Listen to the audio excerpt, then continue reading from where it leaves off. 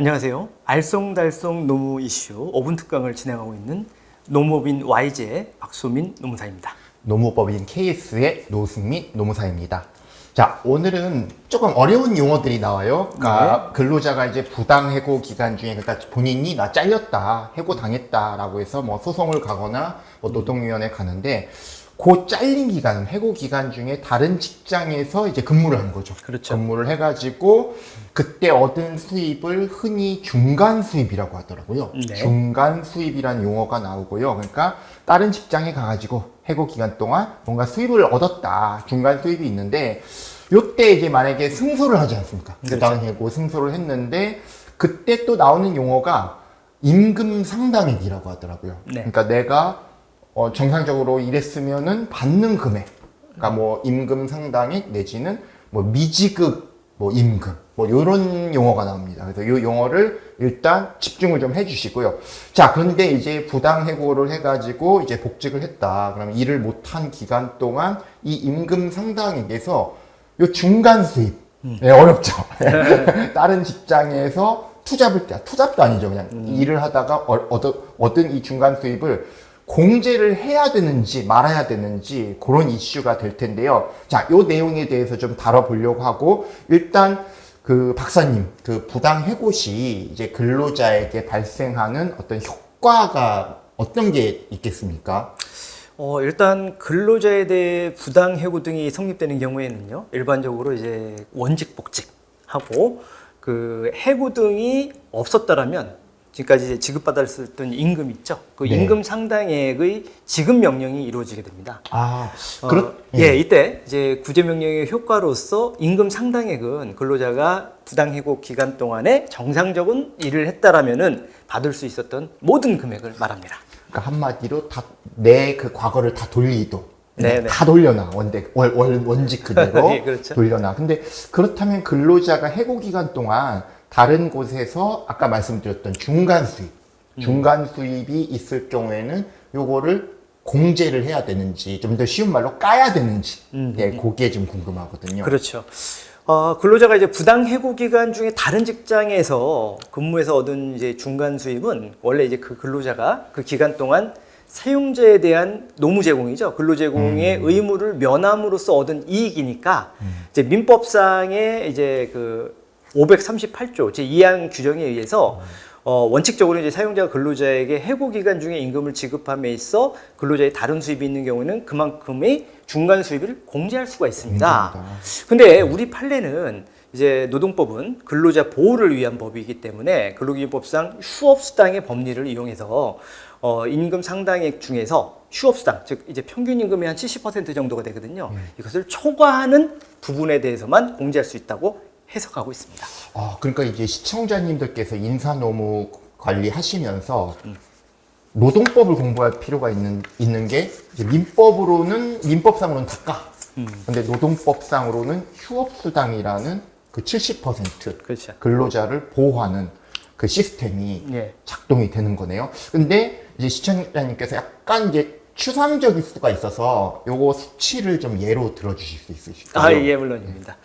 간략한 산식을 좀 말씀드리자면 부당 해고 기간 동안에 중간 수입이 평균 임금의 30%를 초과하는 경우에는요, 평균 임금액 100%에서 그 평균 임금의 30%를 지급하고 뺀 것을 지급하고, 그다음에 중간 수입이 평균 임금의 30%를 초과하지 않는 경우에는 평균 임금액 100%에서 중간 수입 전체를 뺀 금액을 지급하면 됩니다. 예를 들어서 부당 해고 기간 동안에 미지급 임금이 만약에 300만 원이라면 해고 근로자가 그 기간 동안에 다른 직장에서 얼마를 벌었든지 미지급 임금에서 뺄 수 있는 금액은 90만 원 이내가 되니까 사용자는 무조건 최소한 210만 원 정도는 해고 근로자에게 지급해 주어야 합니다. 300에서 70%.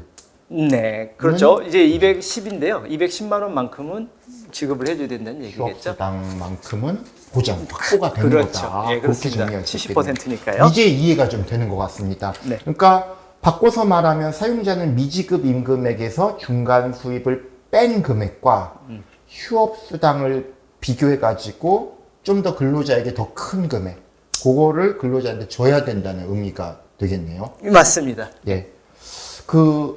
얼마 전에 그러니까 이제 2024년도 상반기 4월로 지금 기억을 하고 있는데요. 네. 얼마 전에 이제 부당하게 해고된 노동자가 원직이 아니라 다른 업무에 복직을 해서 난 여기 내 원래 이 자리인데 사용자가 야, 너 여기 말고 다른 데서 일해.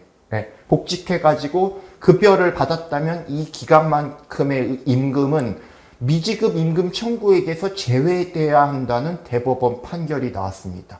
그러니까 이번 대법원 판결이 근로자가 복직해가지고 실제 근로를 제공했다면 휴업에 해당한다고 볼 수 없으므로 다른 업무로 받은 급여는 미지급 임금에서 빼야 한다는 취지로 저는 이해를 하는데, 자, 중간 수입 공제에 대한 대법원 판례의 법리가 이게 바뀐 것일까요?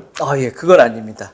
이제 대법원 판결은 말씀하셨듯이 2024년 4월 12일에 나온 그 대법원 판결인데요. 우선 이 본사안의 사실관계를 먼저 살펴보자면 사회복지법인 국제원이 운영하는 중증 장애인 요양시설에 2017년 1월을 시설의 원장으로 입사한 A씨는 약 3년 3개월 만에 업무 수행 능력이 떨어진다는 이유로 2020년 4월에 해고가 됐습니다. 이후 A씨가 제기한 부당해고 구제 신청에서 전북지방노동위원회는 부당해고로 판정하며 A씨를 원직에 복직시키고 해고 기간 동안 근무했다는 받을 수 있었던 임금 상당액을 지급하라고 명령했는데요. 근데 시설 측이 2020년 9월 새 원장을 채용하면서 소송이 발단이 됐습니다. 즉 종전 원장이었던 A씨는 생활 재활교사로 복직이 되었는데 원장이 아니라 A씨는 2020년 10월부터 2021년 9월까지 약 4,900만 원의 급여를 받았습니다. 그러자 A씨는 원장으로서 자기가 정상적으로 근무했다면 지급받을 수 있었던 임금 약 6,200만 원을 지급하라며 2020년 12월에 소송을 제기했던 사안입니다. 아, 나는 원래 원장이었는데 그렇죠. 그거보다 좀 급이 낮은 생활 재활 교사로 복직이 되었다는 거. 여기서 이제 법리상의 충돌이 발생하는 건데, 자, 이제 하급심 1, 2심 법원에서는 어떻게 결과가 나왔습니까? 예, 1, 2심 법원은 결론이 동일했는데요. 우선 1, 2심 법원은 해고 기간 중에 근로자가 다른 직장에서 종사해서 얻은 수입을 근로기준법 제46조 소정의 휴업수당을 초과하는 금액 범위 내에서 공제할 수 있다는 종전의 대법원 판례 법리를 이 사안에 그대로 적용했습니다. 즉 A씨가 원장으로 지급받았을 임금액의 30%에 해당되는 금액 약 1,860만 원인데요. 요것과 생활재활교사로 근무해서 지급받을 임금액 4,900만 원 중에서 적은 금액인 그러니까 한 30% 정도죠. 1,860만 원을 원장으로서 지급받았을 임금 즉 6,200만 원에서 공제를 했습니다. 그래서 최소 A씨에게 4,340만 원 이상이 지급되어야 한다는 의미로 선고를 한 거죠. 아, 요 결론은 저희가 서두에서 말씀 나눈 바와 같이 휴업수당 보호 법리가 그대로 적용된 뭐 굳이 다를 게 없는 그런 내용이었는데, 자, 대법원에서는 어떻게 되었습니까? 예, 대법원은 피고가 원고를 사회복지시설의 원장으로 복직시키지 않고 생활재활교사에 복직시킨 것은 정당한 원직 복직을 보기 어렵다고 판단한 부분을 원심 그대로 이제 인정을 했습니다. 예. 그러나 사용자가 부당하게 해고된 근로자를 원직이 아닌 업무에 복직시켜 근로를 제공하게 한 경우에 근로자가 복직해 실제 근로를 제공한 이상 이것을 휴업했다고는 볼 수 없으므로 근로자가 원직이 아닌 업무를 수행해 지급받은 임금을 그 전액을 청구액에서 공제해야지 근로기준법 46조를 적용해서 휴업수당을 초과하는 금액의 범위 내에서만 중간 수입을 공제할 것은 아니라고 원심 판결을 파기하였습니다. 아, 그러니까 대법원 입장 따르면은 원직 복직 안 한 거는 회사 잘못했다. 그렇지만 어쨌든 뭔가 다른 업무를 시켰고 있었기 때문에 휴업은 아니다. 그렇죠. 그래서 대법원은 사용자한테 조금은 더 유리한 식으로 판결이 좀 나온 걸로 이해가 되고요. 네. 자, 그럼 대법원의 입장대로라면 이제 A씨가 생활재활교사로서 이제 근무해가지고 지급받은 임금액, 그러니까 자료를 보니까 4,900만 원 정도 나오는데 전부를 원장으로서 원래대로 지급받았을 그 임금 6,200만 원에서 공제해야 된다. 그렇죠. 그렇다면 A씨에게는 차액인 뭐 이렇게 큰 금액일 수도 있고 아닌 금액일 수도 있는데 회사 입장에서는 좀 난 거예요. 그러니까 1,300만 원 정도만 지급해야 된다. 이렇게 볼 수 있는 거네요. 그렇죠. 근로자가 부당해고 이후에 타사가 아닌 종전 회사의 다른 업무에 복귀해서 임금을 받은 경우에는 자기 채무를 면함으로써 얻은 이익이라고 할 것이므로 해고 기간 중에 임금액을 상정함에 있어서 그 이익, 중간 수입은 전액 공제할 수 있다고 명시했다는 것이 이 대법원 판결에 의의가 있다고 볼 수가 있는 겁니다.